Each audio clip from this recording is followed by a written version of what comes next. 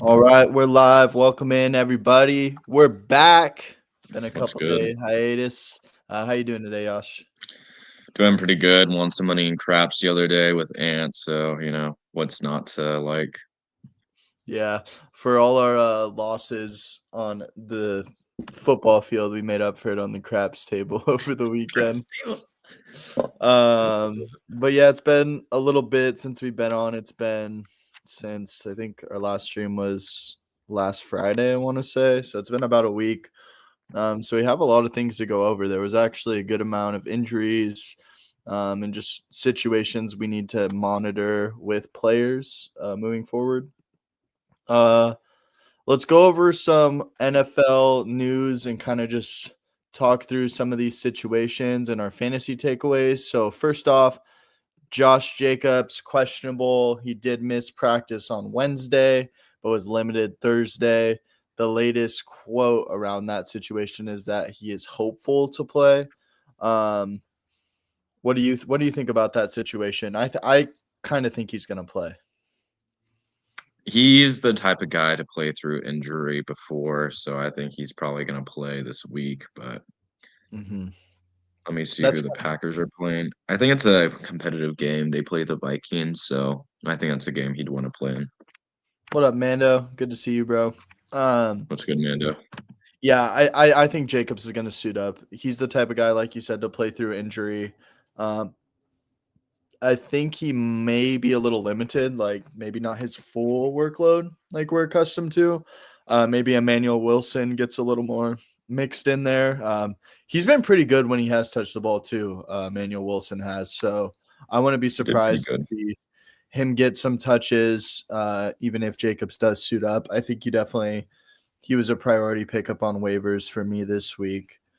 Got him in a few spots. That's about it for that situation. Falcons, Michael Penix done for the year. I know it's kind of been a down year for Penix, but just brutal luck on his end. I mean, that's his Other D. fifth major knee injury he's had in his career. So just a big bummer for him. Feel bad for the guy. Um, what does that where does that change your rankings of any Falcons rest of the season? Does that influence Drake London? Does that influence Kirk Cut or Kyle Pitts for you? Does it have an Well, impact last on I Bijan? checked, Drake London's doubtful for this week, right? I don't know if he got moved to out yet, but Yeah, Drake London will not be playing this Sunday, it sounds like. I mean, what are we really getting with Kirk Cousins? We're getting a washed up old man. From what I saw, he's not playing the greatest football ever, right? Um, He has only played Overall, one game this year, to be fair, I mean, but it was a bad one. it's not like there's rookie upside there. Yeah. Yeah. We kind of know Um, we're getting with Kirk. Yeah. right? Like I would love to see him, show us some Vikings stuff, right? But I just don't really think that's gonna happen. I don't think this is a great offense to be in general. With no Drake London, I would like to say Darnell Mooney is going to play good, but we haven't seen that all season. I think your only startable guys might be Kyle Pitts and Bijan Robinson. But even then, what kind of production are we going to get with Kyle Pitts? Like, if we're looking at historical data, I don't think it's the best with Kirk Cousins and Kyle Pitts, right? So, not Mhm. too excited to load up any Falcons into my lineup this week, but they do have a bit of a light matchup against the Saints. In terms of like other teams. So Yeah. I'm mostly starting Pitts or Bijan. I want to pull up this because this is games fantasy score Bijan Robinson and games with Kirk Cousins. Let me put it on the over so it looks a little prettier. But he went over 21 and a half fantasy points in 5 of 10 games with Kirk Cousins over the last 2 years. I think that these games, I don't think he started. I think this one's only showing up because Penix did get hurt during the game, so Kirk Cousins had to come in. So this one doesn't really count. I think this Carolina game was also a blowout, and this was the one Penix got hurt at the end. So Miami was only one of his starts the only start Kirk Cousins has had this year.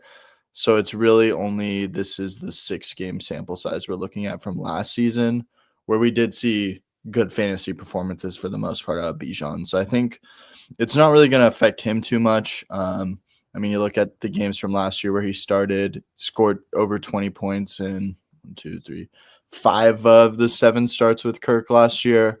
And the biggest down game was just a blowout against the Broncos defense. So I think we can have a similar outlook for Bijan rest of the season. With no Drake London this week, we can maybe see more receiving work for Bijan, but we'll have to see. What's good, Atlanta? What's good, Fiery Tutor? Yeah, what's up, y'all?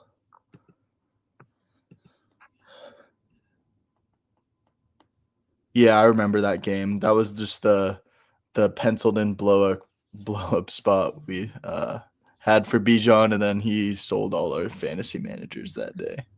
Big butt.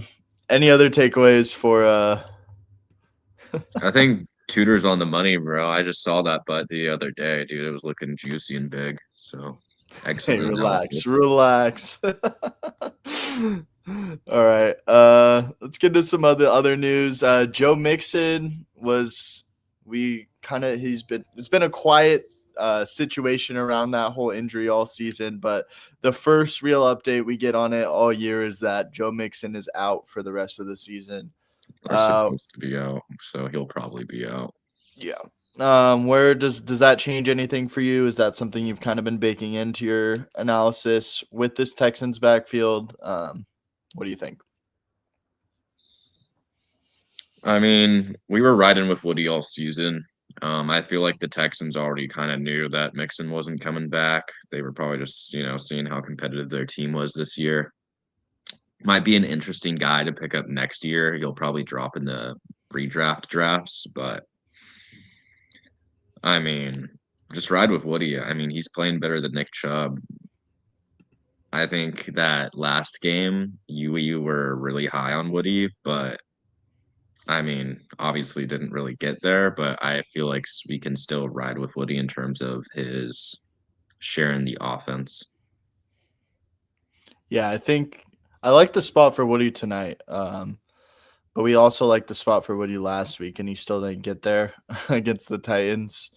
This Texans offense is just really tough for me to back. Like, there's guys I like on it, but they still don't always feel great to fire into your lineup. But I think this Joe Mixon injury definitely hurt their team. But I think the bigger concern with this Texans team is their offensive line. Um, I will I'm interested to see what this means for Joe Mixon, like long term. Like, is he back with the Texans next year? Do they let him walk? Does he go somewhere else? Like, is he just done? Or I don't know. I think, like you said, though, he's gonna be an interesting guy to take a dart on. I bet you when drafts open back up in the next couple of months, like the early February, March drafts, I bet you he'll be real buried in those. So he might be a I fun mean, he name. was already buried this year. I was getting him at like pick 140, like damn near. So that didn't age too well. I mean, he's a complete zero. So Yeah, yeah. Let's get into some other injury news. Drake London out. We kind of already talked about that. Kind of funny that Michael Penix or Kirk Cousins in both the games he started this year are gonna be. He's gonna be without Drake London in both of those, so they're just kind of a rough situation for him. Um, how long do you think London's gonna be out? Him getting ruled out early in the week isn't super um, doesn't make me super bullish on this injury. I think we might see at least a 2-week absence from him. I think that's a pretty good take. 2 weeks. I mean, what are they really playing for? Are they even top of their division right now? Let me check. No, I mean they're still in the mix of things. I mean, this year really just hasn't gone their way. Um, it's almost like with the Saints. Like I feel like the Saints weirdly might beat the Texans. Or who do they play? Not the Texans. They Texans play a play team at tonight. like Falcons. There we go. I knew the Saints were relevant for some reason. I wasn't just bringing them up for no reason. I feel like the Saints might be the Falcons though. Like kind of crazy thought process. Like I know they're not really playing for much, but I feel like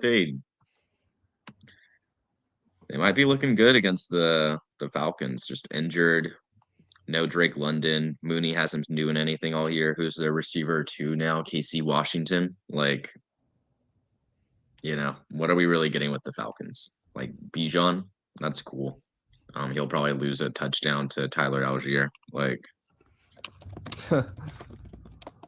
Bijan did. Let's talk about Bijan a little bit because he had a great performance last week against Carolina. We just did move him down in our tier rankings. Do we need to move him back up now, or what do you think? I think you leave him where he is. I think we have him in A tier, not S tier, and I feel like that is like where he kind of belongs this season. Mhm. I don't like the Falcons. They're 3-17, 3-18. I don't think the Falcons are 3-8. They're 3-7. They haven't had their bye week yet, or they have had their bye week. I think the Saints just got off of their bye week or something. Oh, they are 3-7. Yeah, they're So literally, if the Saints beat them, Saints are favored right now. So you saying that isn't crazy. It's um, kind of insane that the Saints are favored in a game this year. Tyler Wow. Shuck, bro, 5-game losing streak for the Falcons right now. That's crazy. Yeah. And I mean, it might be a 6-game losing streak. Do we really think Kirk Cousins gonna turn up for him, Big Kirko? Like, he might, but who is he really throwing to? Mm-hmm. If it's gonna be a game, it's probably gonna be a Bijan game. But the Saints have a weirdly not good, but serviceable defense, right? Like they're not just getting like ran over by every team. Mm-hmm. Let's go to another storyline. Joe Burrow, full participant in practice the last 2 days. Do we think we see Joe this week? Wasn't he targeting a week 13 return, or was he Yeah. targeting week 12? So initial reports were that he was targeting Thanksgiving as his return. But then he just randomly showed up as a full participant in practice Wednesday. And he's in the full participant once again today. I And agree. to be fair, if I was the Bengals and I knew Joe Burrow was coming back and I didn't have to say for sure he's back until Sunday morning, I would do that, right? Like I would play it the exact way they're playing it, kind of leaving it unknown. Like, is he gonna play? Is he not gonna play? But him being a full participant in practice leads me to think that he's gonna play this weekend. I don't know. Definitely a good sign for him to play. My Mm-hmm. laptop's dying, so eventually I will have to move downstairs. But in Is the Joe Flacco meantime, droppable now for you? I mean, he is, but send off some trades until that time, right? Like he's basically going to be droppable come Sunday or after Sunday. See if anyone needs to stream a QB in your league, and just literally send him for anything. Ezekiel, what's up, man? He asked, should I trade Schultz for Shakir? I have Kincaid and could pick up Hunter Henry. I would stick with Schultz. Shakir is pretty much a non-asset for me right now. Let me put it He's to you this way, Ezekiel. Would you trade Schultz for Wandale Robinson? Because that's basically what you're getting, Khalil Shakir, just in a better offense. Like I know You're we're getting less getting of Wandale Robinson with Khalil Shakir right now, I would say. mods, ban this Andrew Porter guy. Scummy commissioner. What should I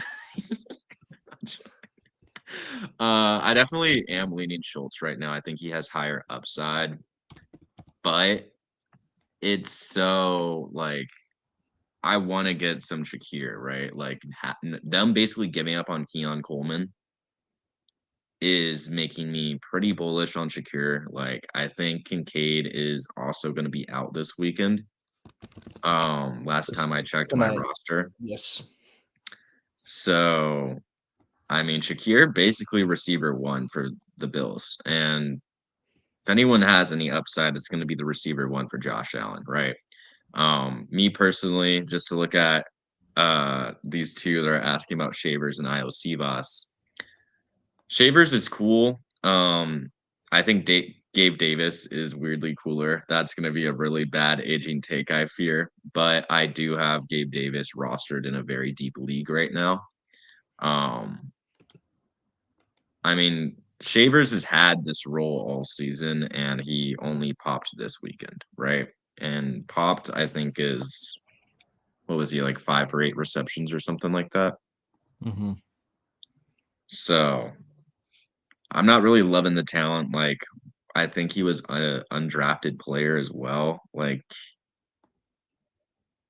I like to lean on draft capital when I'm a little confused about players, right? Like, if I'm looking at a player with no draft capital, NFL analysts, I hope, are so much sharper than me, right?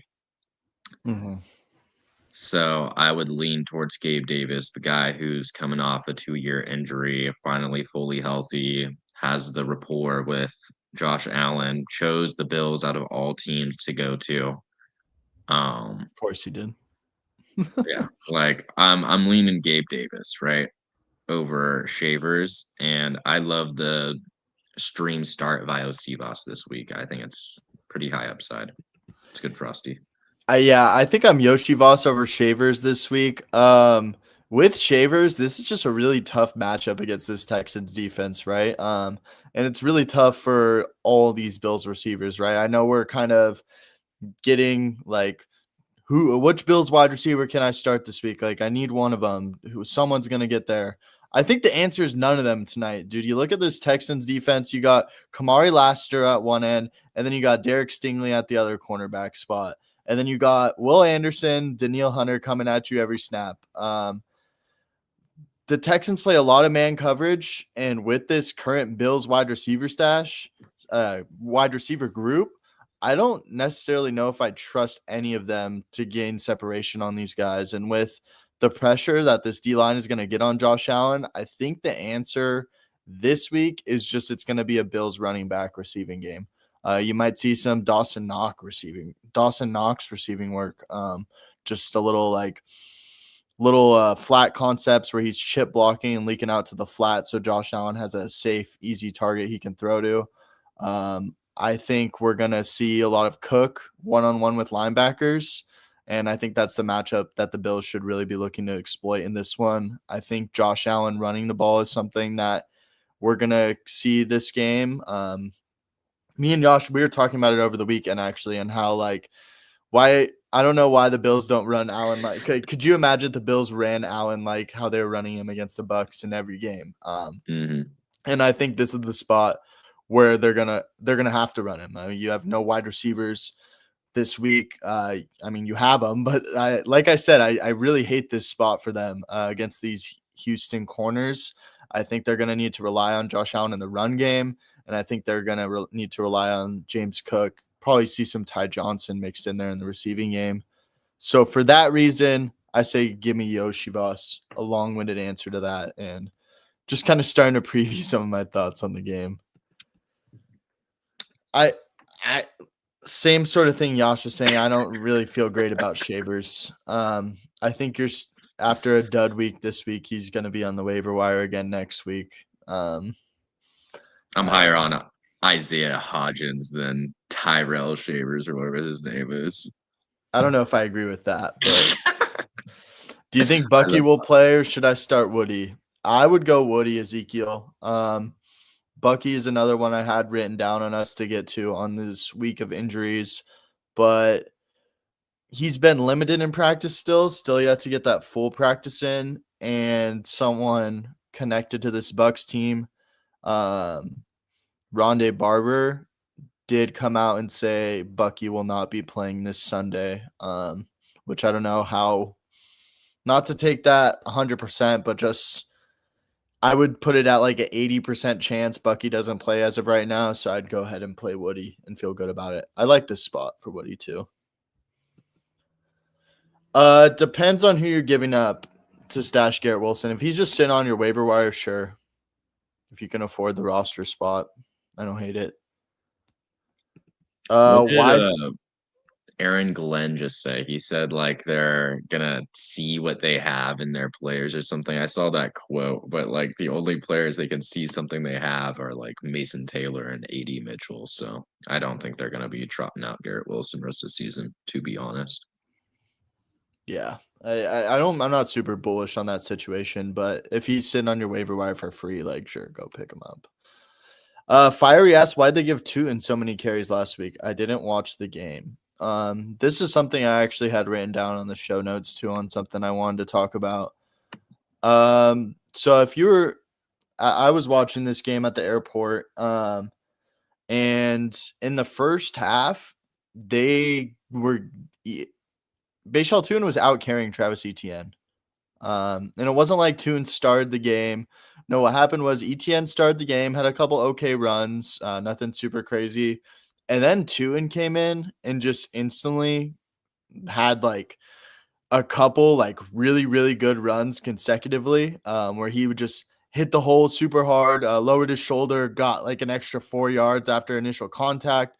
Uh, just looked like super quick, was running with a lot of juice and was running physical. Like it was the type of runs that as a coach, like you're watching, like, hell yeah, like give him the ball again. And so I think it was kind of like just feeding the hot hand. But I think that moving forward, that might be something we need to think about a little more in this Jacksonville backfield. We talked about Bayshall too in these last couple weeks and how like ETN's clearly the one right now. I think as this season rolls on, Tootin is slowly starting to creep his name into the mix. We did view him as only really a priority handcuff a couple weeks ago, but I think right now he can be more in that range of flex to RB3 options rather than just like the simple handcuff. And I think if he's sitting on your waiver wires, go and get Tootin. He did come down with an injury at the end of this game, and he has been limited in practices. So I think he is going to play. And Travis Etienne has also been limited in these practices. So I think Tootin is just someone we need to keep an eye on. And if Travis Etienne were to go down with injury, I think Tootin would instantly become like a top 15 running back rest of the season. I think that's a pretty good take. Yeah, that's what I'm saying, ATL. Cook's gonna get a lot of one-on-ones with linebackers today, and that's the matchup I would be looking to exploit if I was the Bills. I'm not wanting to throw Tyrell Shavers matched up against Kamari Laster. What is going on? Should I trade BTJ and Kamara for McBride? I feel like it's yes on paper. Josh, I'd go and get the smash asset. Send a little more details on like how many teams are in your league, how many starters, so forth.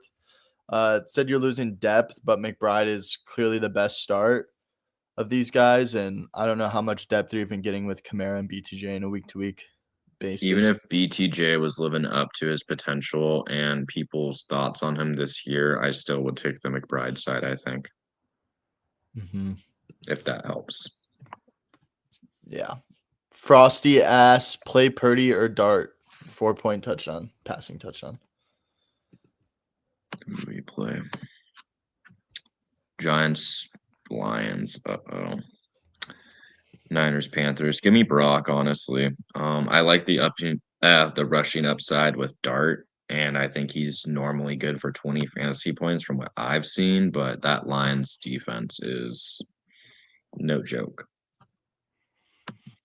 I think I would go Purdy, yeah, just because it's Dart's first game back. I feel good about Dart rest of the season when he does come back, but I kind of want to see how he looks this first game. If they're going to limit it as rushing after this injury, which I honestly don't think they do. Like, I think they're still going to run him, but I feel I like think I that's in part why they fired Dable, though, because he was running him into the ground.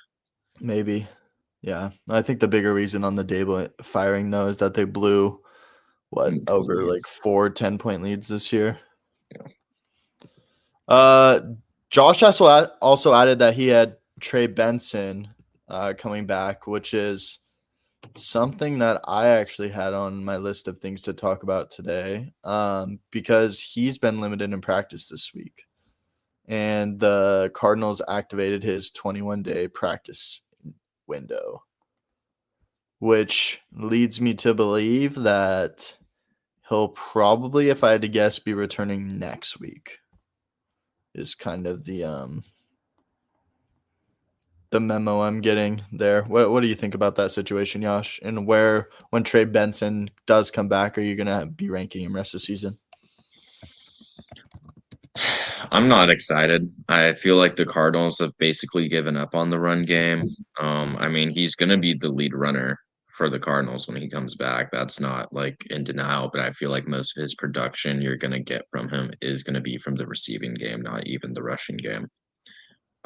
So I feel like he'd probably fall into like running back 24 to like 28 kind of range. Like he's going to be kind of gross. I think I have a little bit of higher expectations. I really liked what Benson was giving us before the injuries. Before James Conner went down, Benson was looking like a really nice RB1B. There was even speculation that he was kind of just becoming a factor in the offense, even without a James Conner injury. He was starting to get like a 65-35, 60-40 sort of split, which was a huge step up from his rookie year where he was basically a non-factor. And he showed a lot of explosiveness in those games. But then very quickly after, obviously went down with the injury and we kind of wrote him off. But we're quick to forget that before that injury, we were really targeting him on that waiver wire. He was the number one pickup in pretty much all formats after that James Conner injury. He was that handcuff running back that we got early on in the season and we were really excited about. And because of the injury, it never really came to fruition. But I believe the only game where he played as a lead back this year too was against Seattle, who we know how tough Seattle is as Yeah. a running back matchup. So I feel a little bullish on Benson. I think he could be a guy that comes back for the fantasy playoffs and smashes. I mean, let's look at the schedule for Benson rest of the season and tell me what you think. Sorry, just pulling it up, y'all. All right, so in the fantasy playoffs, Trey Benson is matched up against the Houston Texans week 1, Atlanta week 2, Cincinnati week 3. So obviously he has a really tough matchup in week 15 matched up against the Texans.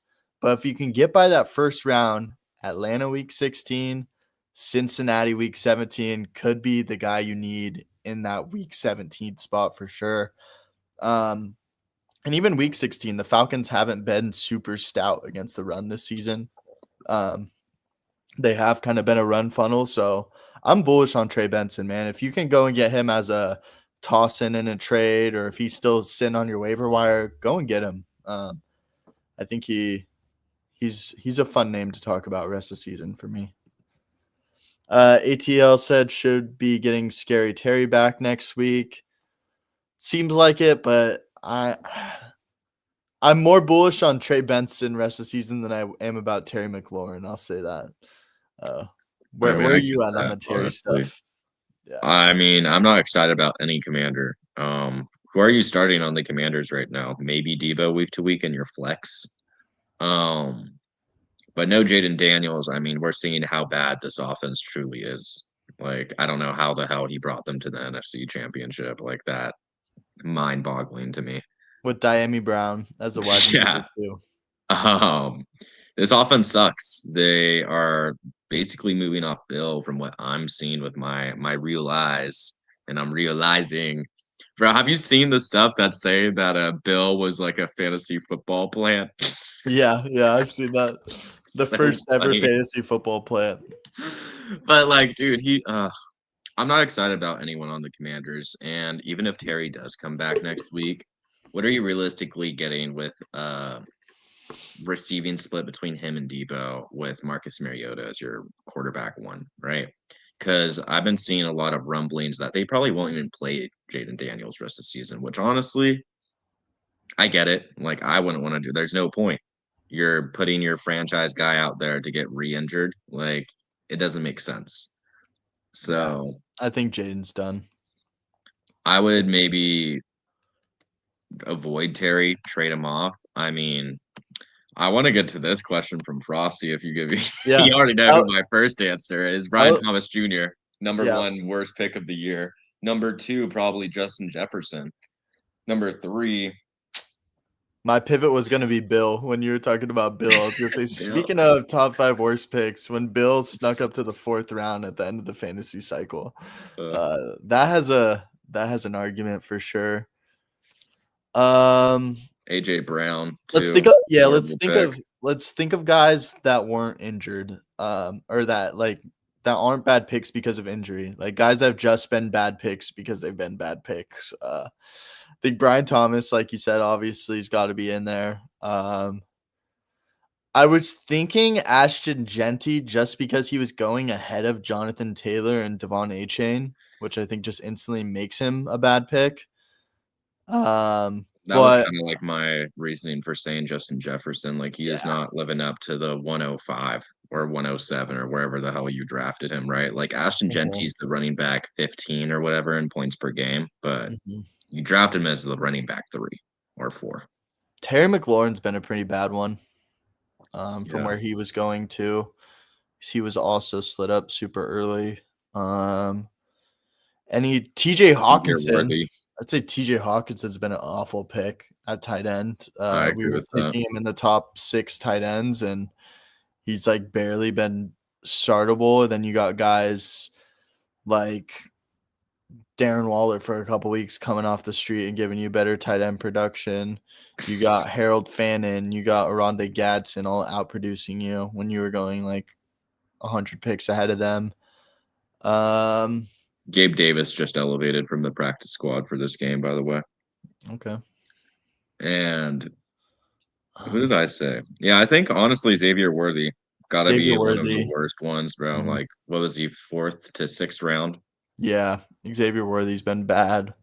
Uh, Ayuk AJ just Brown. because he's been a 0, but that kind of deal is one of the injury things. Hmm. Joe Mixon, same sort of thing. Uh, I think a lot of those early picks this year were duds, honestly. Like, even like some would argue Brock Bowers, bro. yeah, Like, but that's the injury. that is injury, but But where he even was now when going, he's yeah, like back, I got you. Yeah, leave leave your guys' yeah. Who you guys think in the comments? Andrew said DK. Yeah, DK is a pretty good shot. Kamara, Kamara's probably in the list. He was I think cheaper. quarterbacks played out pretty well this year in terms of where they were drafted. Like, obviously Drake May, big riser, but most of Mhm. them are Jane doing what you Daniels, expected. Joe Burrow, but those are mainly injury. Josh Allen started off a little slow, but literally just because of last week, he's reminded everybody he's Josh Allen. Chuba. Um, Chuba, yeah, Chuba's probably one of the worst picks. I don't Just know. looking through players right now. Drop Kenneth Walker. Frosty said, yeah, Kenneth Walker's in this list too. Matthew Golden. Matthew Golden, yeah. Oh my god, dude, I saw a scary, scary stat about Was it Matthew the Golden. receivers who haven't caught a touchdown in their Yes. first 12 games? And it's just all bums like Corey Davis. Yeah. No. Yeah, that's the exact one I saw. My friend sent me that. Here, you talk about the next question while I try to find that tweet. Tooting over DJ Moore and IOC for my flex.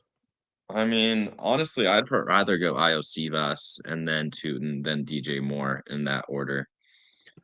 Just given the Bengals matchup. Let me double check that. They're playing against the Patriots, but if you get Joe Burrow coming back, like I would hope they kind of overcome that matchup. T. Higgins should draw Christian Gonzalez, but I get wanting to do Tootin over IOC but I want to see another week of Tootin getting that like RB1A, 1B type production, right? Mhm.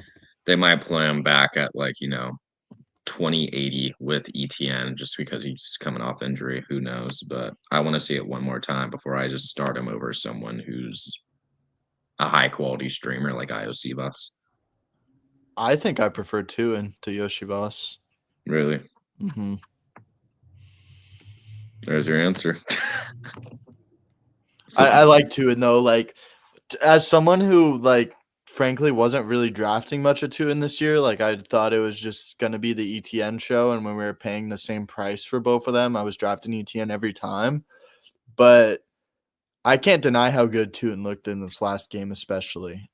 He looked like the better runner, to be honest. I already know I'm going to be drafting a ton of Bayshall Tootin for next season.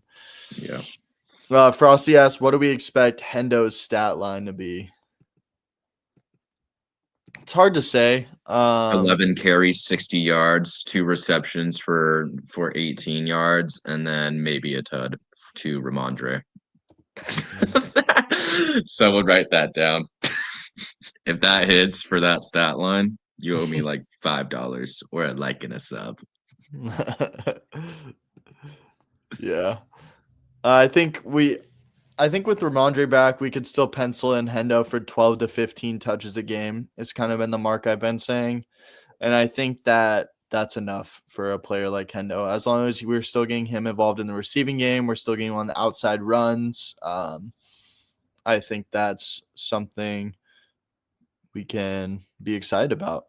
I was reading a fun article actually from James Coe, who's one of the guys on works with reception perception, and he was talking about how running back outside run rate is a sneaky stat to look at for running backs, and how that can be very indicative of fantasy success at times, just because flat out running backs who get outside more runs score more fantasy points than running backs who are getting inside runs. And just thinking about that simply, right? Like outside runs, you have a slightly higher chance of breaking one to the house, right? And that's how we want our explosive running backs to get used. We want them to get to the edge. We want them to get on the outside because that's where they are at their best when they're in space, right? And Henderson has had a high outside run rate, and I think that if he continues to get those opportunities, even with Ramondre back, he's still going to be fantasy viable. What's good, Frizzle? Yeah, what up, man? Good to see you. Bro, Make sure to drop a like, y'all. Appreciate y'all in here. Join the Discord if you're not in there already. Yeah, I'm starting Travion still, Mando. Ride with a hot Hey, hand. you skipped Frizzle, bro. Joe Burrow or Oh, Daniel Dimes? my fault. My fault. Danny Dimes also showed up on the injury report today. Really? Just putting that out there. Yeah. Oh, I need to move. My laptop's dying. Give me a sec. All right. We'll take you off for a sec, Yosh. Frizzle, I would play Burrow if he's playing, but obviously that's still pretty uncertain. So I think you can roll with Dimes and feel good about that too. If doomsday scenario both miss, let me go through some right matchups and talk about who might be a quarterback stream for the week.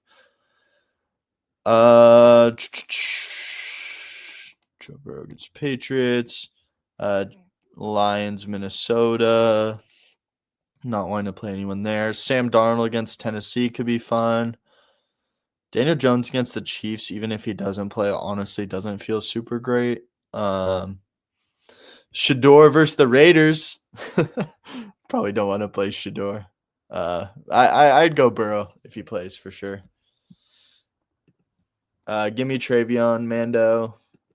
And then this is just crazy that this question is being asked right now in 2025, considering where we were the first couple weeks of the season. Rome Odunze or Michael Wilson? Wow. All right, so we got Rome Odunze matched up against the Pittsburgh Steelers, who we know have been quite a pass funnel, and a team we want to target through the air. So I do like this spot for Rome Odunze.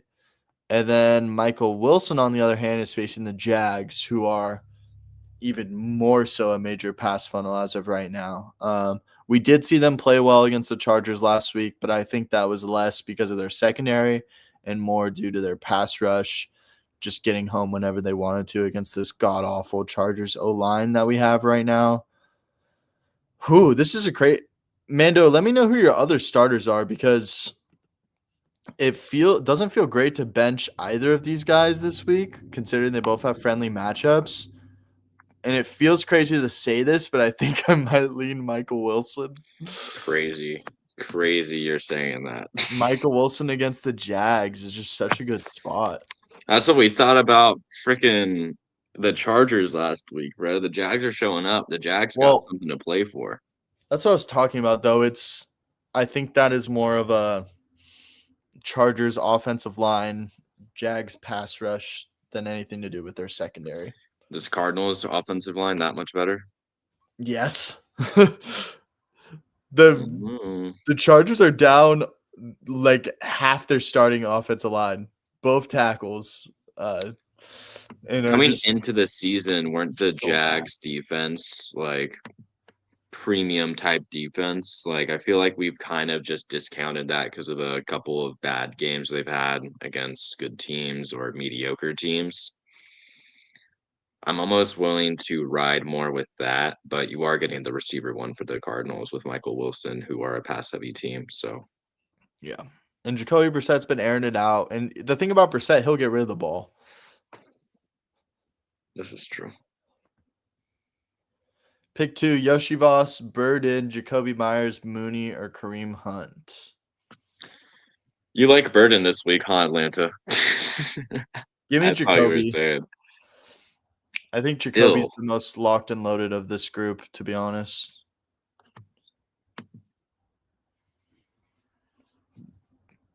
I don't love that. Against the Cardinals, you don't love it? That could be a I fun just game environment. don't love starting Jacoby in general. I mean, it feels better than any of these other guys. Yoshi Voss seems to be like everyone's talking about Yoshi Voss. Like, what's up with him? Why is he Yeah, why so is no one negative? talking about Jermaine Burton, bro?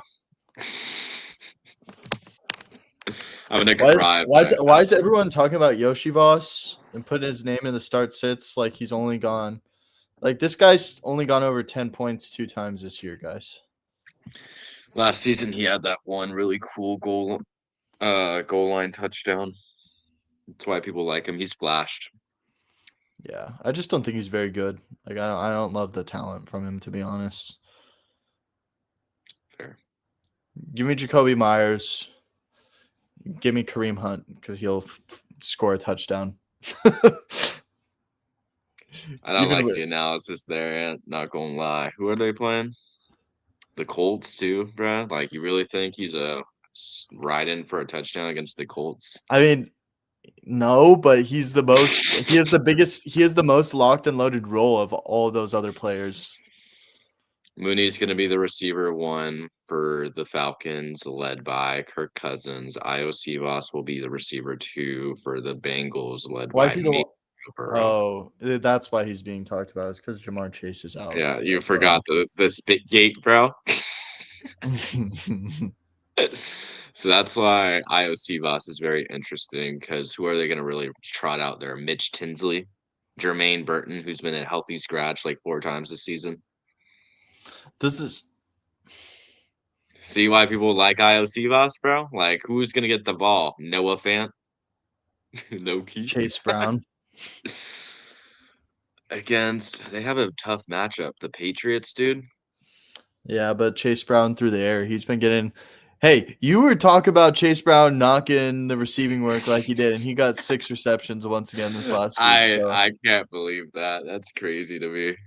dude, he's a threat in the pass game, man. I know it's I guess you could go Yoshi Voss then, like Jacoby Yoshi Voss. I'm not playing Mooney for sure, and Burden's just too much of a guess. It feels like let me look like up you his could get there with numbers. Burden, but I also would. I think he probably has the lowest floor of these guys. What was the snap share looking like for his second game with them, right? Mando, I wouldn't say so. I think Lamar's gonna play. I think it's just kind of the point of the season because he's dealt with so many injuries that he's gonna show up on the injury report every week. Mando also has start one, flex one, Alvin Kamara, Emmanuel Wilson, Gainwell, Jordan Addison, or Worthy.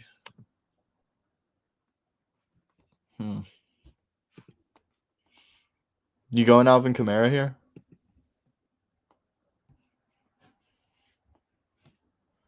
Let me look at these matchups.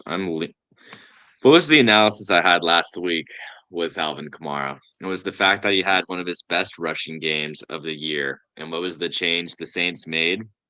Devon Vele, 70 snaps, great blocker, right? Am I willing to ride out that take a little bit compared to these names, right? With Emmanuel Wilson, Gainwell, I don't know how Warren's trending right now. Last I saw, he was limited or unable to practice today.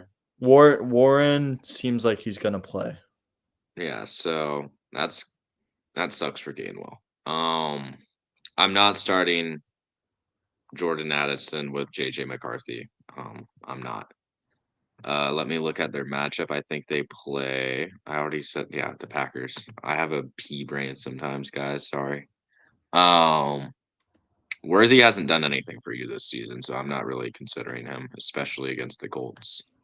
Colts are It's acceptable to a pass game. yeah, might be not. It might not be a bad spot for Worthy. I But mean, does the he? Chiefs have to win this game. I think Kamara Worthy or Kamara Gainwell is viable.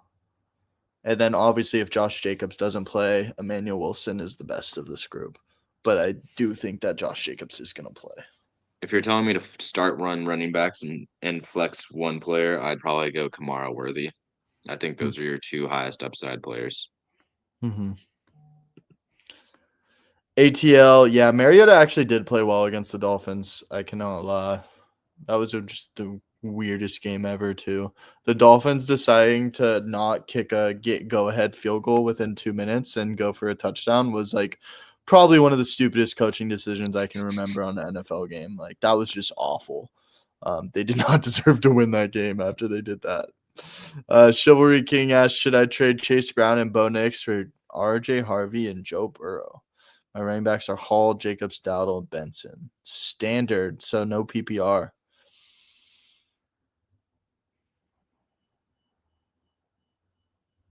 His other running backs are pretty good. And if it's standard, Chase Brown isn't giving you. Mm-hmm. It's just an upgrade for quarterback at a downgrade for running back, right? So, Is it an upgrade at quarterback? Do we know what we're getting with Joe Burrow? yes, it's Joe Burrow. I don't know, man. I just saw Joe Burrow get traded for Rashad White last week, and that trade wasn't vetoed and was considered fair. Well, my trade for Josh Jacobs was not. So,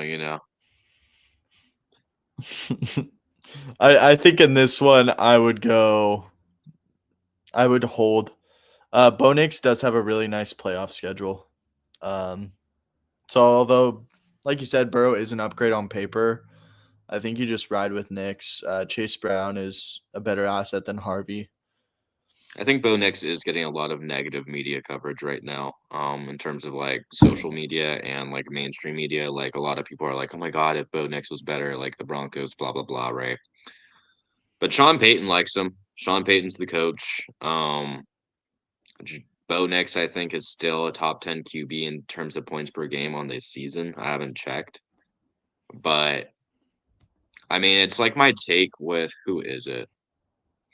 DeAndre Swift, right? Like DeAndre Swift gets you fantasy production. You don't really like watching the football games with him though, right? Like you really don't love what you see, but when you look at the box score and your fantasy score with DeAndre Swift, he gets there, right?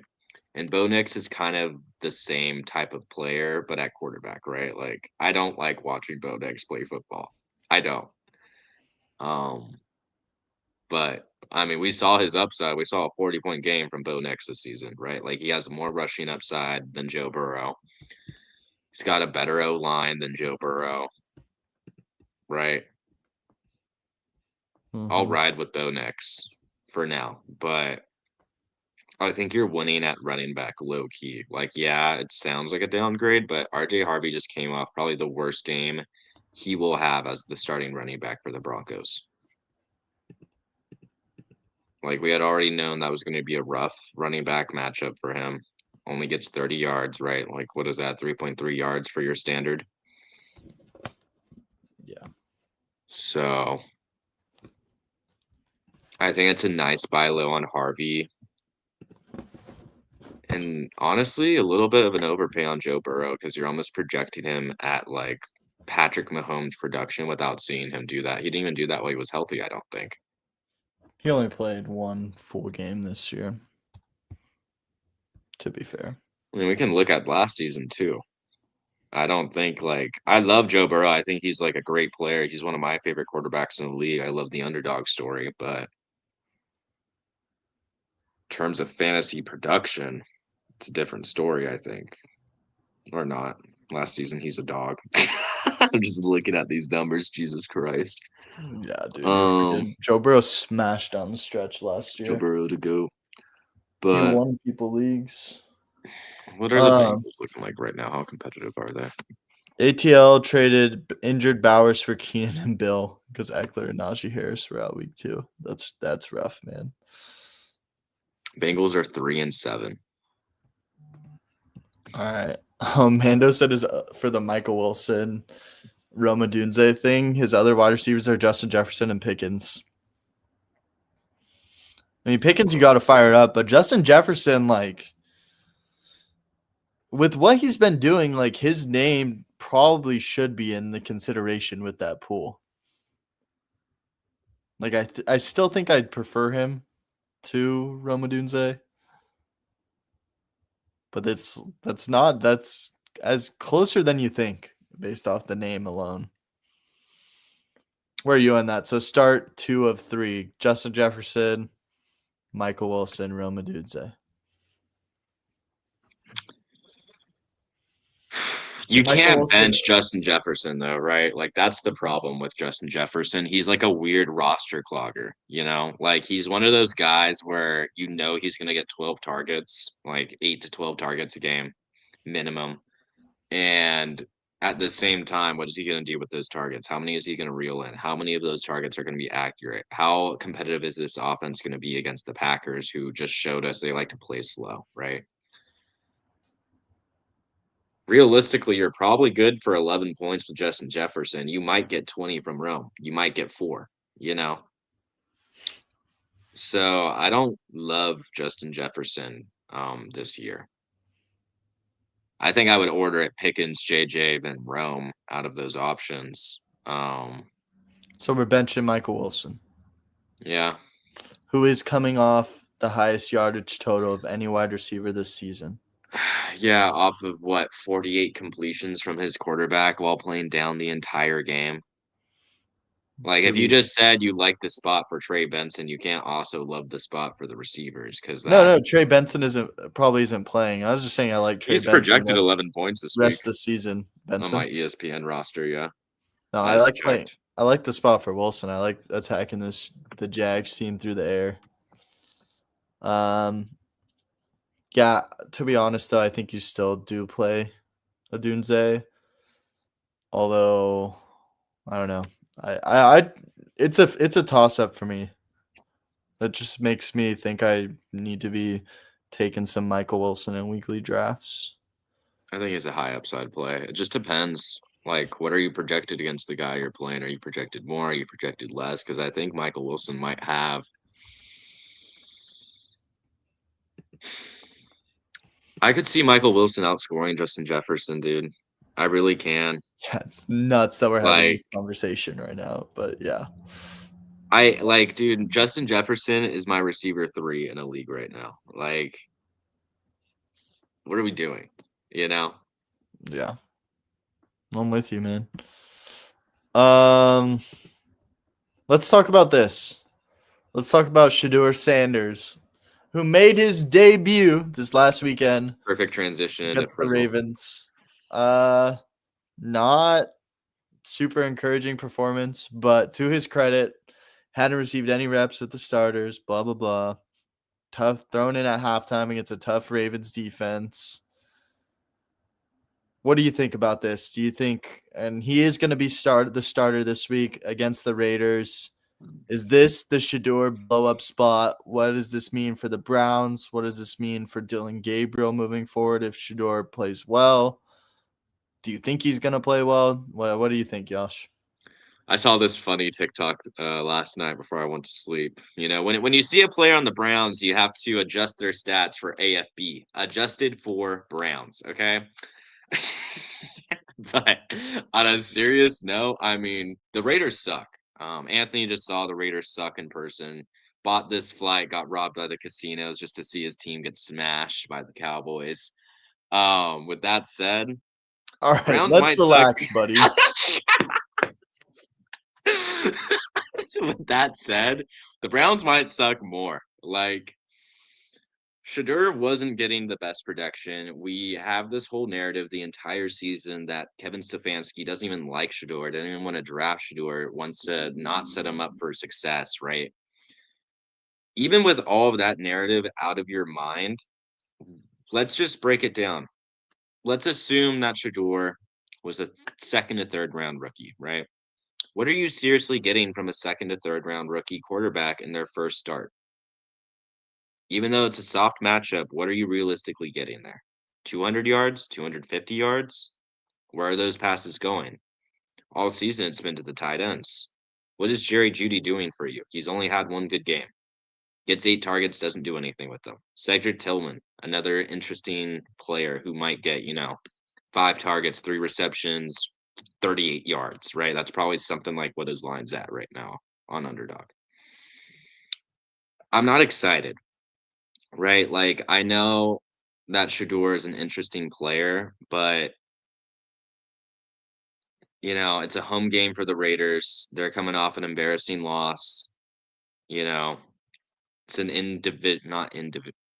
Ah, it's an in conference.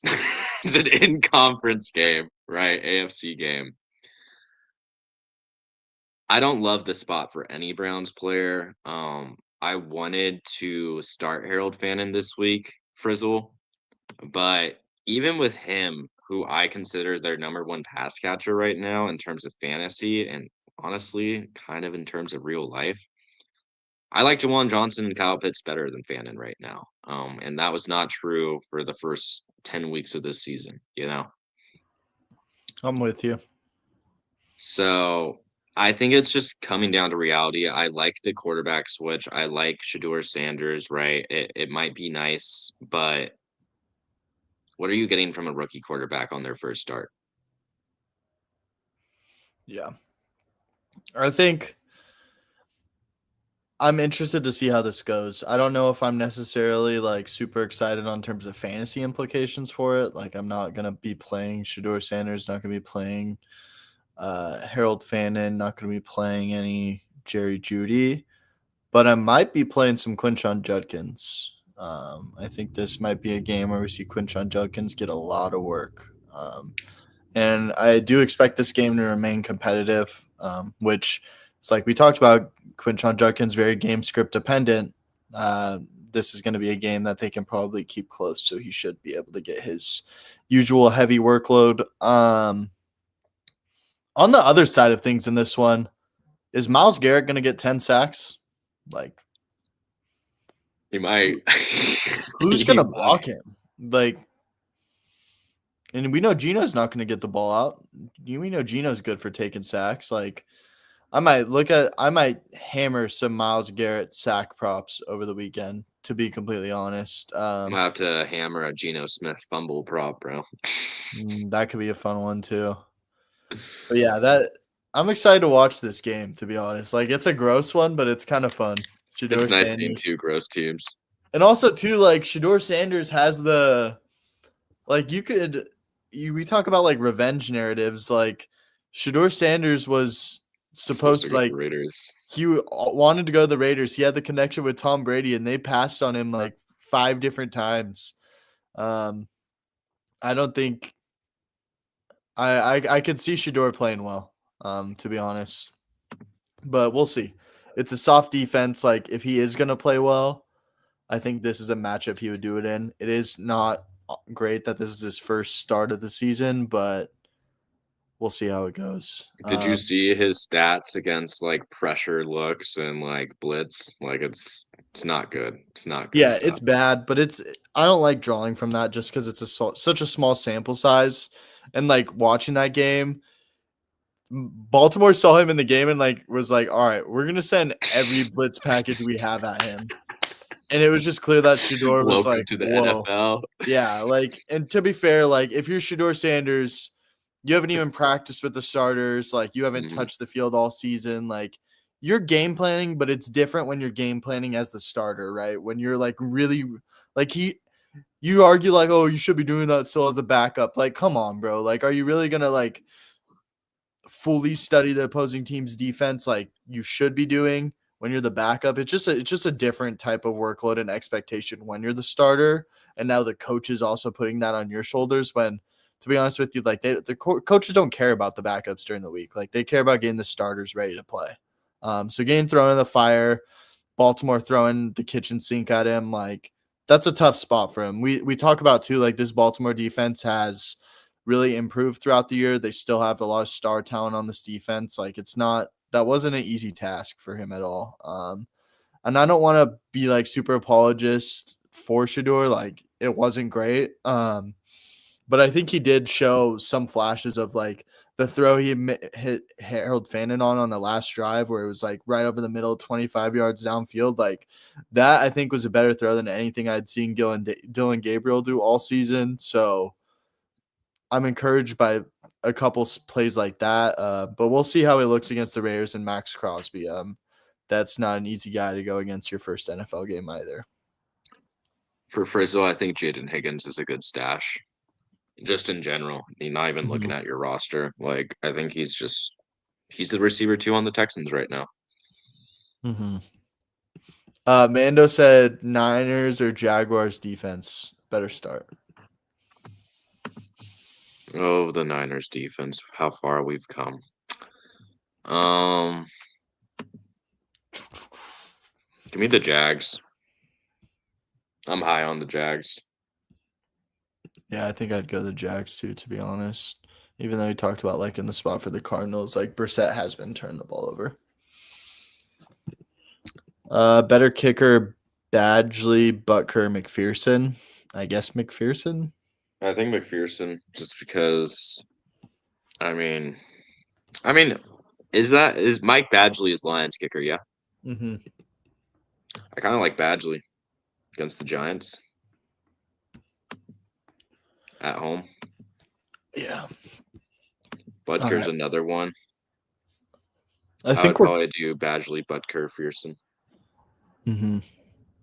I think we're caught up on all the questions and narratives I wanted to talk about. Let's talk about tonight's game a little bit and preview that, and then we will get out of here. Let's first of all, I'll pull up Outlier. 1 second, folks. Let's take a Gabe Davis touchdown and over. Bang. That's the show. We will not be doing that. We talked about the Texans secondary and how good it is. Like this is just I will not Stingy. be playing this game through any Bills pass catchers. Um, I said earlier I like James Cook receiving props. I like even Ty Johnson receiving props. I like Josh Allen rushing stuff. And I like Woody Marks today too. I think Woody touchdown might be a good shout, Mando. Mando, why'd you change your username, bro? Why are we Mando Montana now? What's up with that? um, as you can see here, me and Yash were talking about this a little before stream, but crazy amount of money is being put on the Bills right now. 90% of public money on Trap. the money line, and 77% of bets are going to the Bills to cover the spread. 81% of that is on the money. With the 5.5 point spread, like what's your lean on that? Do you think the Texans cover in this one? 5.5 point spread. What is that? 2 field goals. Mm-hmm. Do they keep it within a touchdown? Within a field, 2 field goals. Davis Mills is still playing. Mm-hmm. I kind of like the Texans to cover. I would maybe alt them to 6.5 to 7.5 just to make myself feel a little better. Texans might sneak into the playoffs too. I think they might cover that. Yeah. I mean, Texans have covered 5.5 and 8 in the last 10 games. The only misses were against the Broncos, against Seattle, who they lost by 8, and against the Jags, who they lost by 7. So they are yet to lose a game this season by more than 8 points. Um, I'm trying to think like the rest of the betters, and what I feel like the rest of the betters are saying is that the Bills are just going to run away with it, right? But that doesn't make sense to me because the Bills' defense is atrocious, right? mhm, And the Texans, they have their problems, but how are the Bills really going to punish those problems, right? Like they have a bad O line. How are the Bills going to punish that, mhm. right? Did they get any healthy players back under their defensive line, or was that the Titans that got a healthy player back on their defensive line? That is It was the Titans, right? That's why Woody didn't do too hot. yeah, they got Jeffrey Simmons back. Yeah. Yeah, and then I don't think anyone's coming back for the Bills or that D line. So I'm kind of like I disagree with the public in the sense that the Bills are just gonna dog the Texans, right? Like, how are they gonna dog them? They don't have any receivers. I feel like the Bills have been like weirdly not struggling, but not performing to where they should be on offense, right? Mhm. So I feel like I don't like the process a lot of bettors are going with of just seeing Texans versus Bills. Let's go Bills because they have a way better offense. They should just drown the Texans, right? And the Texans have been showing us all season they don't have the best offense. Yeah, I think the Texans cover. You look at their last home games too, and that's in Texas. They've been covering 7.5 points every home game. The only game they lost this was a blowout against the Ravens on Christmas Day, where I don't know if you remember this game, Yosh, but it was just a weird game where like the Texans went for it on fourth down in the red zone a couple times, didn't get in. The Ravens just kind of ran away with it. Um, but every matchup this season at home, they've kept it somewhat respectable. Um, I think 7.5 points. If we all did to that, that feels great. They're a win behind the Jags for the AFC South. They could sneak in if they win it. Even if we have Texans at that 5.5 number, they still covered that in 9 of their last 10 home games. Breakout Woody game, pin it, clip it. I mean, I don't even think that's a hot take, Frizzle. I could see Woody going for 80 yards this game. Mm-hmm. Pretty easily 80 yards, 18 touches type. Maybe we see, Nick Chubb with like 30 yards off of 8 to 11 carries or something like that. Woody Mm-hmm. marks 3 touchdowns is a little cute, Mando, but, Frizzle, Let's I would drop T.J. Spears for Jaden Higgins. I honestly, if you have a Titans player, I'd drop him for literally anyone more interesting. Like, that's where I'm at with the Titans. Have you seen let's. Xavier Restrepo might play this week? I did not see that. I've been monitoring that very closely as a Cam Ward owner in Dynasty. Hmm.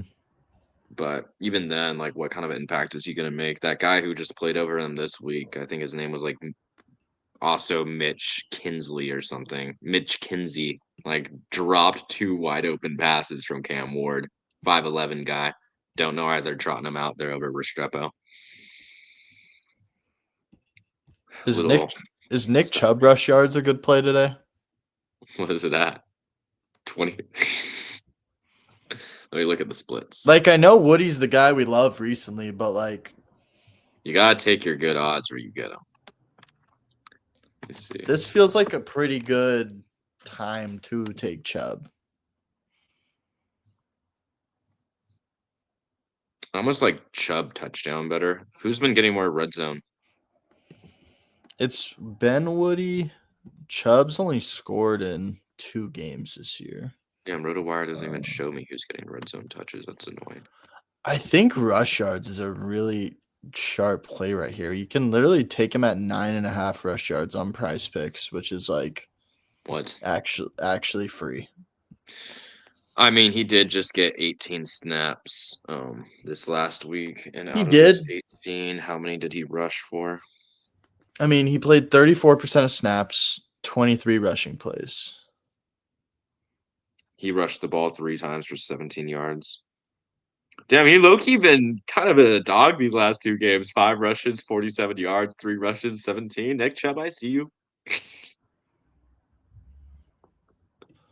Yeah, I think Chubb can see some work. I think that's a sharp play, to be honest. I know Woody Marks is the name we like, but like Bills have been susceptible against the run D. I think Nick Chubb taking him If down Nick to like Chubb's line is at 10 yards, you take it. mhm. Well, it's at 20.5, but like you can alt him to 9.5 is what I was saying. Not gonna lie, David. I don't know how I feel about these. I think I like Josh Allen a little better than James Cook today. Let's look at some Josh Allen rushing stuff and I'll explain why. So Houston, we know, plays a lot of man coverage, right? Something for QBs that run the ball, they tend to do a lot better against teams that play a lot of that man coverage, right? Um, I think we can see Josh Allen touchdown this game. Um, wow, actually, this Houston defense is also very stout against QB rushing, so maybe that isn't a good shout. Maybe yards is the better way to play it for Josh Allen. But I do think we see him touch the ball a lot today on the ground. I just also don't think this is a great, like we said, this is a good run D versus inside runs. They're a good pass defense as well. I think the way the Bills move the ball today is through the Josh Allen on the ground, through James Cook and Ty Johnson, the receiving game. I think that's how they have to play it this week.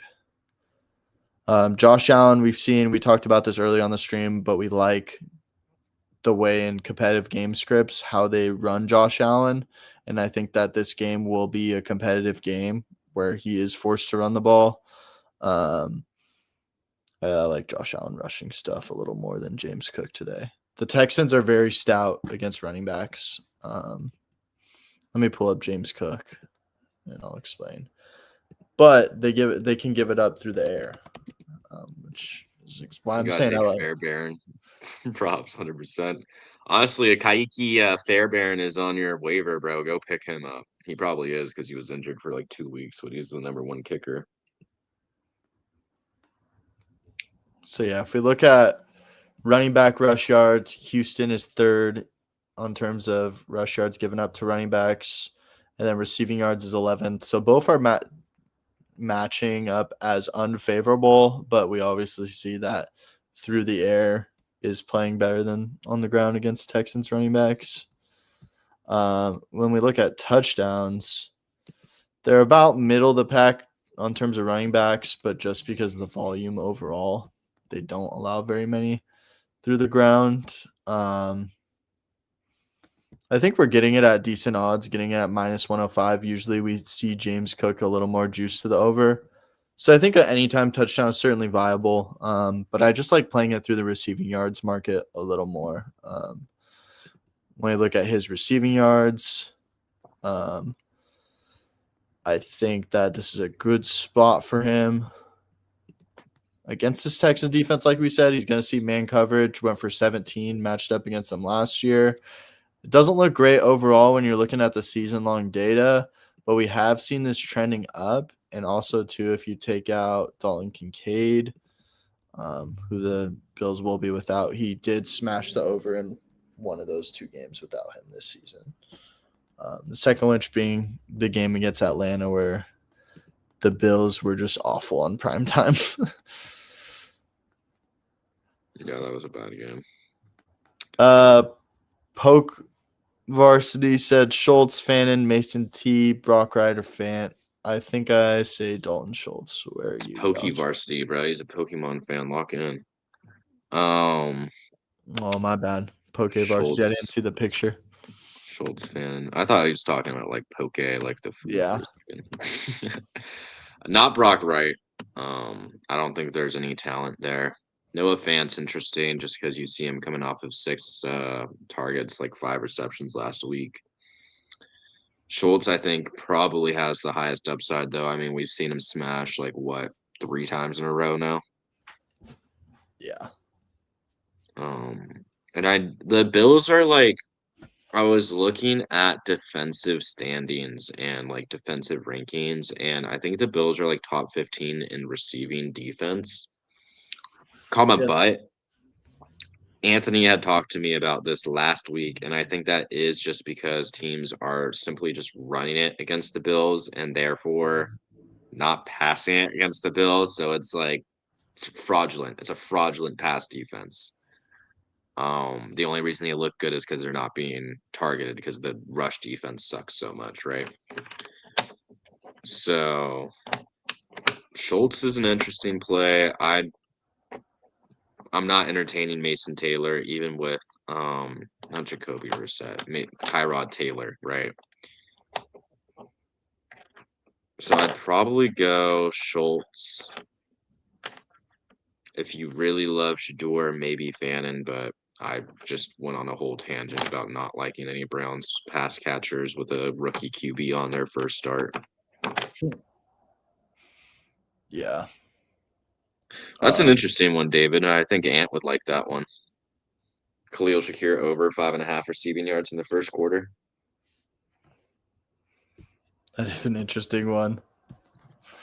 That I actually do like that. You're just betting that they get him the ball early. Keon healthy and active too. Yep. Which I mean, Frizzle, you'd probably like the Gabe Davis shout out of everyone. I already picked up Gabe Davis. I think he's a very, very, very, very sneaky pickup if you're in very deep leagues. I mean, he just got 4 targets through 3 receptions and 40 yards last game. And that's his first game back with the team. Mm-hmm. And they feel comfortable enough to healthy scratch Keon Coleman and roll with Gabe Davis. Is it Tyrese Tyrell? I don't know. Some T shavers, right? And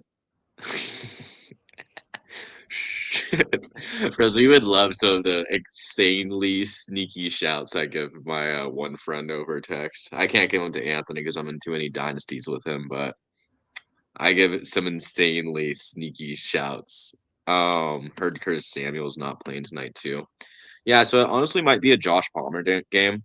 I know that's like very gross to hear, but they did pay him 10 mil a year for 3 years for a reason. He was serviceable on the Chargers a couple years ago, right? So even then, it's like Ant said, do you really want to target any pass catchers against the Texans? Not particularly. Like, what are we really getting with the upside here? Have we seen a receiver drop 20 points on the Texans all season? Is there any way to check that on Outlier? Yeah. Because I feel like it's probably going to be less than 5. Let's look at Shavers. What do they have Shavers at? Tyrell. 24.5 receiving yards. Tyrell Shavers, guys. Frizzle, have you rostered Gabe Davis yet? I'm curious to know. Houston is sixth best wide receiver yards per game, fourth best overall in receiving yards. We look at some receivers against them. They haven't. JSN went for 123 on them, but that's JSN. Other than that, no one looks like they have gone for. This isn't the full season, but at least the last couple weeks, no one's gone for more than 45 on them besides JSN. So there's your answer to that. It's not exactly a good spot for receivers. Like, even if I'm like the highest guy ever on, Khalil Shakir or Gabe Davis, like, what's their upside? 12 fantasy points. Yeah, that is kind of free Frizzle. That's a lock. I might have to throw that down. Is that actually what he's at right now? probably. I don't know if I love it. I think I love it. I'm trying to cook on prize picks right now. I'm looking at Josh Allen rush. I'm looking at Fairbairn field goals. Shout out from Frizzle for that one. And then I got the Chubb 9.5 rush yard square in here. I'm exploring an under on one of these Texans receivers to put my money where my mouth is. But I don't know who I'd want to play it through. The Texans are such a weird team right now, I feel like. I think Ty Johnson, one reception is like a very free number. David says he's got the Texans at +6.5 spread. Yes, Yep, around sir. what you're getting. That's a good call, David. I like that a lot. I think they keep it within 6.5. If you bump it to 7.5, you get a little bit of better odds. I like that even more, or a little bit worse odds. Frizzle, the super sneaky news you need to watch out for tomorrow is whether or not Xavier Restrepo gets elevated from the practice squad. I'm going to be looking out for that all morning long. Will he do anything? Probably not. Is it always nice to snag a quarterback who's playing with their college receiver? Absolutely. You've seen how that's working with fourth round Troy Franklin. Disgusting. Yeah, Troy Franklin out targeting Cortland Sutton. Let's talk about that situation a little bit. How low are we on Cortland Sutton now? Like, Pretty low, dude. is he in Pull the up shadow pull realm? up rankings. Like, I don't think he's in the shadow realm, but I think he's in like the DK Metcalf realm, bro. Like maybe worse. You're not liking what you're getting, right? It's like I said earlier, like, yeah, Bo Nix is producing in fantasy, but like it's about all he's doing. He's not playing good football, in my opinion. Where do we got him? Where's DK? I think DK's in D first tier. of all, Diggs needs to go up. Diggs needs to go to like high D. Maybe he edges into C, but honestly, I like the names in C way more. Um, so he's probably top of D now, but Cortland Sutton, man, like I don't know why you keep on pushing Brian Thomas into into these tiers, man. I think Sutton might be close. No, JMO has to go up too. Sutton's probably close to like a worthy right now. You know? Mm-hmm. I think I'm fine moving Sutton down a tier. Like that'll probably be a name that we have to monitor, but let's look at this. Does DK Metcalf come down to these guys too? Yeah, I don't think he is a damn. You bumped JMO 2 tiers. Are you talk about that? Talk through that. Yeah, I think we got to bump JMO up to these guys. Are you buying the Dan Campbell Because scheme? I think I'm JMO over Marv for the rest of the season. Um, We live in a JMO over society. JMO could even be over Zay Flowers rest of the season, to be completely honest. Sutton's still sitting at 20% of team targets, but I feel like that's mostly because of early in the season.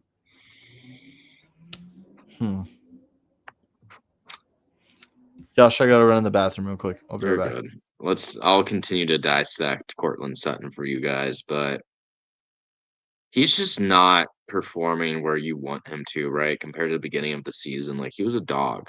And now we have him losing out work to Pat Bryant and Troy Franklin, bro. Don't even get me started on Marvin Mims being like a special teams guy at this point. The Broncos offense is just like so disgusting. They're such like a team that's carried by their defense. And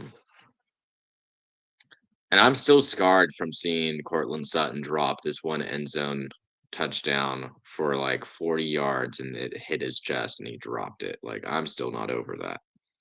So, in terms of where I would put Sutton on this tier list, I think E is where I would right now.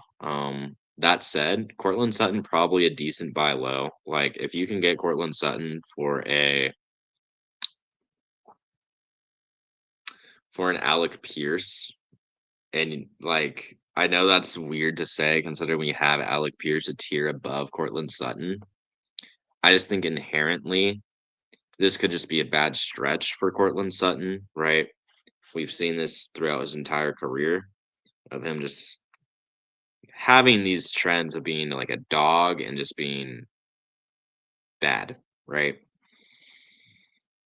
So I kind of like buying Cortland Sutton for very cheap. Like if you can get Cortland Sutton for a guy who just got off waivers or something, and like if you can get Cortland Sutton for Michael Wilson, oh, ill, that's a conversation we should have with Ant. Cortland Sutton versus Michael Wilson. That's a gross discussion. You're muted, Ant. Perfect timing. Michael Wilson or Cortland Sutton? This week, give me Michael Wilson. And I was saying, would it be a good idea to buy low on Cortland Sutton, or are we just going to buy that this is just a short-term dip for Sutton? Like, would you send an Alec Pierce, who is currently a tier ahead of Cortland Sutton, for Cortland Sutton? No. Really? No. You might be too high on Pierce, but I was saying that might What's be the difference between them? Let's talk about it. See, guys, I knew this was gonna be a Frizzle. What am I looking at? Aziz Al Shair, bro, 49ers legend. What is the difference between these two? Let me look at their game logs. All right, let me read you some stats. Oh wait, no, don't look. I'm very interested on buying this, like, for. All right, is it just a 4-game dip, guys? How does 127 air yards per game sound? 100th percentile of wide receivers. How does 2.3 air yards per snap share? How does 38% of team air yards sound? How does 19.5 average depth of targets? That's because the Colts 1.9% actually drop the best offense in the league right now, I think, if you look at all the stats. They're genuinely like head and shoulders above like every other team in terms of offensive play right now. Season high in snaps over the last 2 weeks. Miles, bro, you know I'm a sucker for Chili's, but I'm not there, so you gotta throw that through. I'm a big 3 for me. Give me the QP burger. Give me the chips and dip for the entire table. Use your Chili's app, get it for free. Give me a little bottomless Coke Zero. Get a little $6 monthly marg. Get a little bacon cheese potato soup. Chili's is a good time, guys. Go to Chili's. Chili's sponsor us right now. Yeah, come on, Chili's, hit us up for the sponsorship. We're big fans over here. Yeah, I don't like this, or I don't mind that either, Frizzle. I talked about really loving this pass rush and not trusting the Bills receivers' abilities to get open. I think this could be a nice day for the Texans defense. Josh won't find anyone open. Well, if Josh won't find anyone open, we see how he gets when the game's competitive enough. He'll take off. He's gonna run. Yeah. But then again, I don't know if he can run, bro. Against those edge defenders, dude. I don't know. We'll see. Anything else you want to talk about, Yash, for before we get out of here? Alec Pierce, go. Alec Pierce is a dog, bro, and I don't even think we answered that question very well. I feel even better about Alec Pierce after just looking at his advanced stats just now. Just look I'm looking at just like that 20% team target share for Sutton, and it's like nice, but look at this, dude. Look at all this green on Alec Pierce. Yeah. 50% catch rate. Get that guy out of the NFL. It's the only bad stat on here. And then let's look at Cortland Sutton. It's not too hot for Sutton. I mean, it's a lot of green too, but it's also a lot of blue. Yeah. I feel like most of this is inflated by his stats beginning of the season. I wish I was able to filter this by just certain games, like the back half of the season, starting from like game 8, or maybe even game 6 to game 11. But his snaps have been a little down. Is that just Denver running less plays, or is it him? I think it's them getting Pat Bryant more involved, low key, dude. Pat Bryant's been trending up for like a few weeks, and I think Pat Bryant's a nice little sneaky pickup. Not bad, but I don't know what you're getting for the receiver 3. Frizzle, I've been on Devon Vele, bro. I'm like number 1 Saints scout, bro. And I've been on AD Mitch. Come on. Yeah, AD Mitch can't catch the football though. Yeah. Fragile, did you see Devon Vele played 70 snaps for the Saints last week or 2 weeks ago? And Chris Olave played like 48 or something. Pull up Devon Vele after we pull up AD Mitch, the GOAT. But I do think, Frizzle, with Devon Vele, you got to figure, right? They sold Rashid Shaheed for a third and a fourth, I believe. Or Hey, maybe just a fourth. They got Devon Vele for a third round pick. Bro was drafted in the seventh. So Adonai Mitchell proving you wrong with a drop rate of 0%. There's Cap. no Where there's is that? no Lies, dude. I saw him drop 2 passes last game. They don't have an official drop counted. Pull up Devon Vele highlights. Stream will probably get taken down, Frizzle, or else we probably would. But Devon Vele, not a bad football player. I know people just like to look at him, point and laugh that he's Are we sure? 28, seventh round pick, second year guy. I mean, that's for this season. Pull up last season. I mean, this year he's just been getting cardio. Yeah, this year he hasn't been playing. He's been receiver 3 behind Rashid Shaheed. All right, we'll look at last year. But I think Devon Vele has some upside, right? Like Tyler Shuck's playing good football. I was going to say decent. I think he's playing good football, honestly. Like Chris Olave, my GOAT, my king, better than Brian Thomas Jr. any day, any time. I mean, he can only catch the football so much. Frizzle, you found all my favorite players, bro. Like you rewind the stream or something, dude.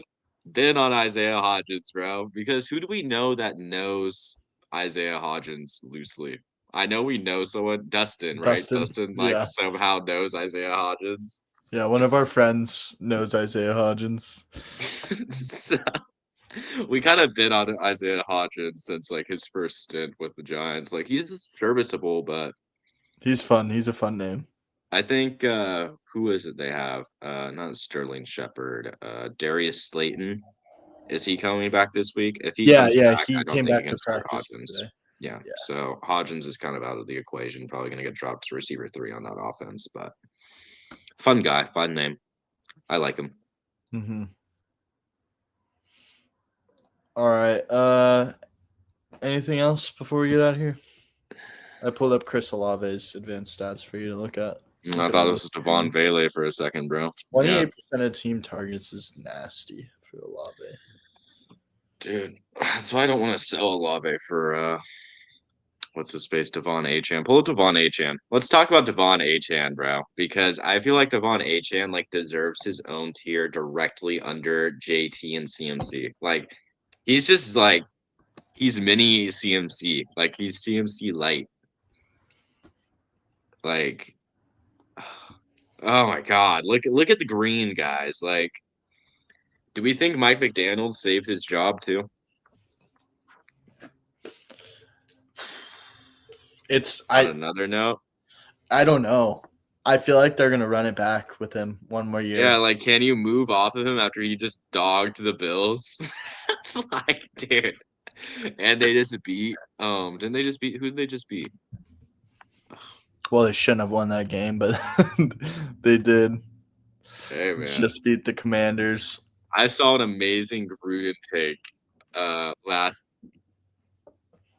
week. Yeah, it was, they just beat the Bills. They're gonna come, they're gonna win out the rest of the season. They're gonna sneak into the wild card. Mike McDaniels is gonna get a 5-year contract.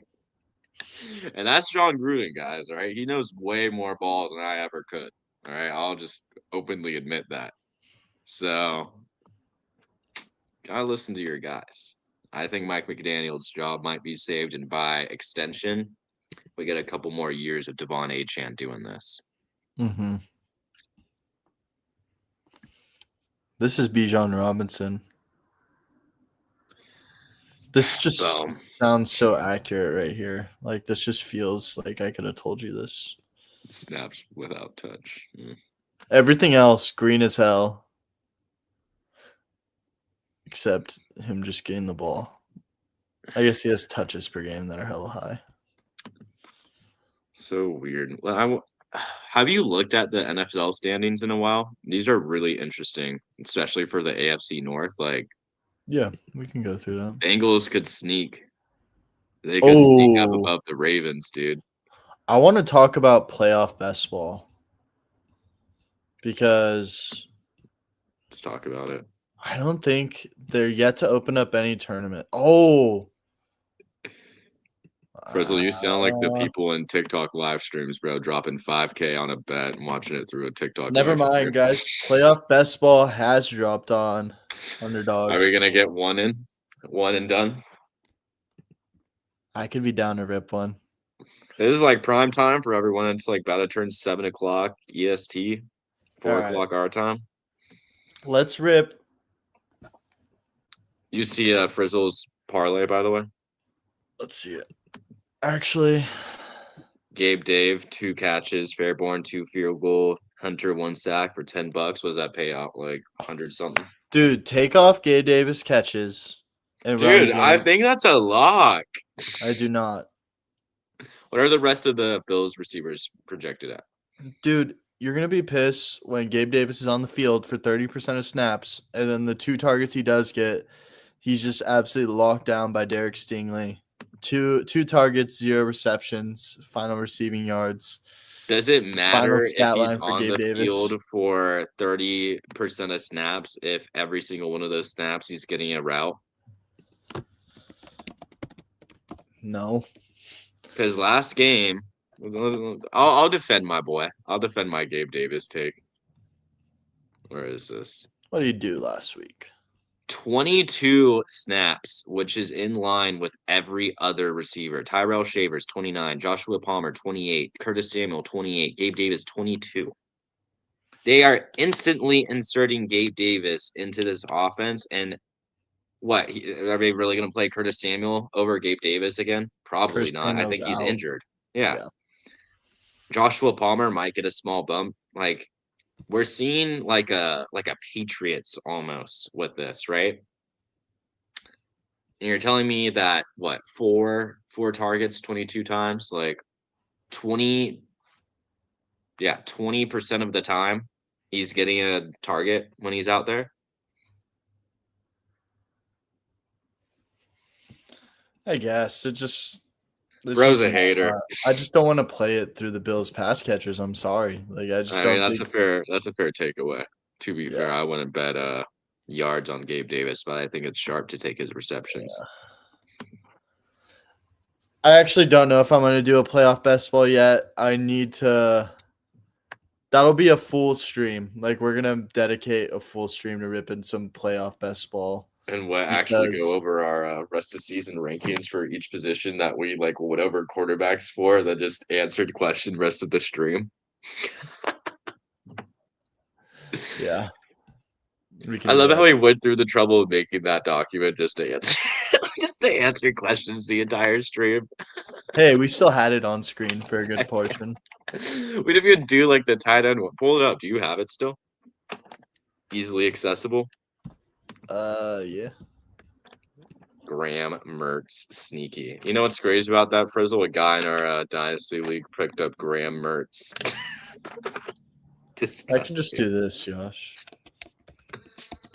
You're just gonna 'Cause pull it's up the gonna- ESPN one. Yeah, because it's changed.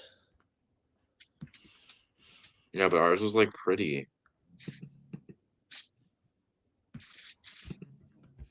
I know.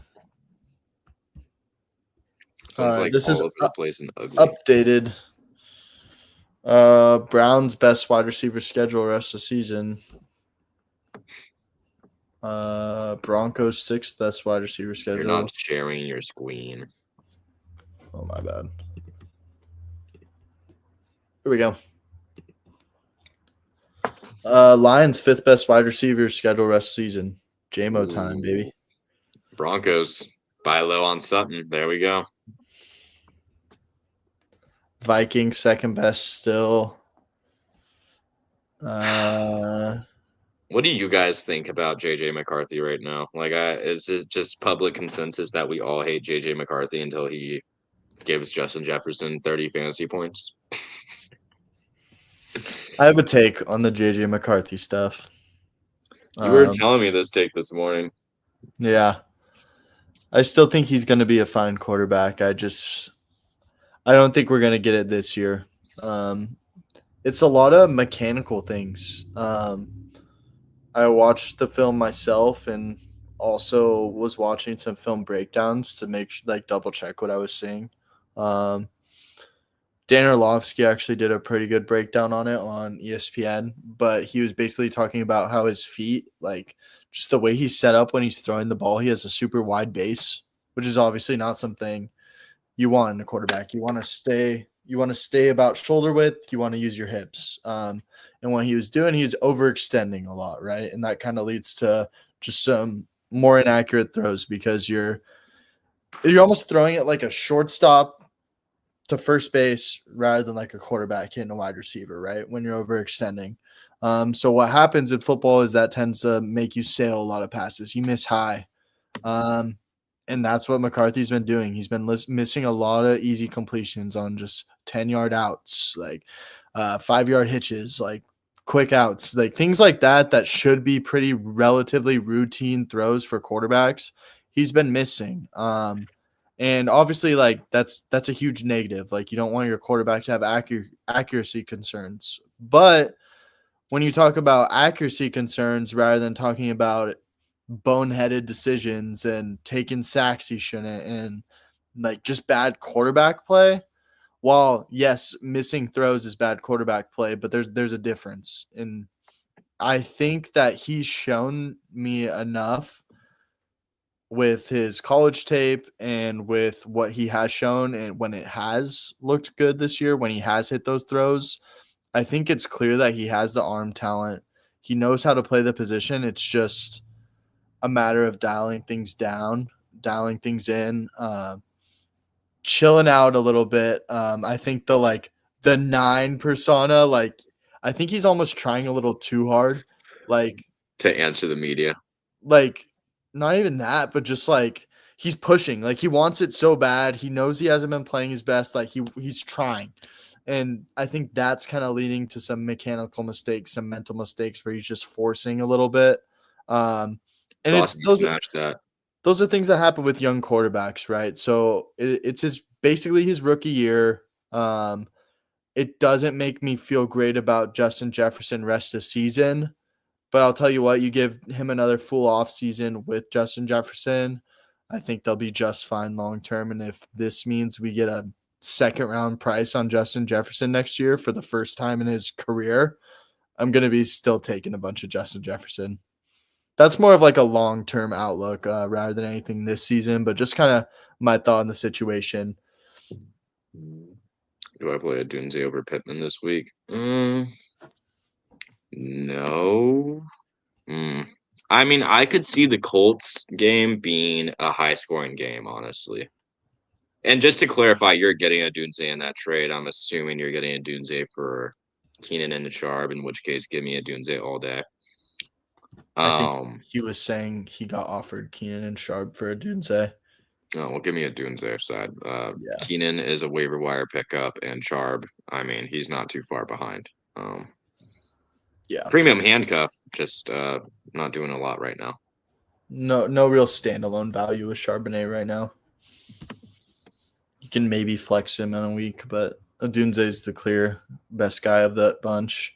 I think I would play Adunze over Pittman this week. I can really see this Chiefs game being high scoring. Do you? Yeah, the Chiefs have a lot to play for. They're home. Colts are on fire all season. Daniel Jones is coming off 2 bad games. Needs to prove himself. Is on Coming the off a injury bye report week though. too. Yeah. I mean, I could see this being one of the higher scoring games of the week. I mean, Kansas City ranking number 2 best in receiving yards per game allowed to wide receivers. Does that change your take?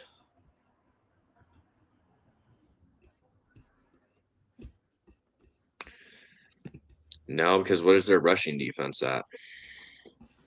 Not as good. They're also 5th best in wide receiver touchdowns. And we know that's how Pittman really gets there. When we compare that to... Do you really like the Steelers defense that much better as To a attack? target? Yeah. Yes. Yes. Let's look at Dunze.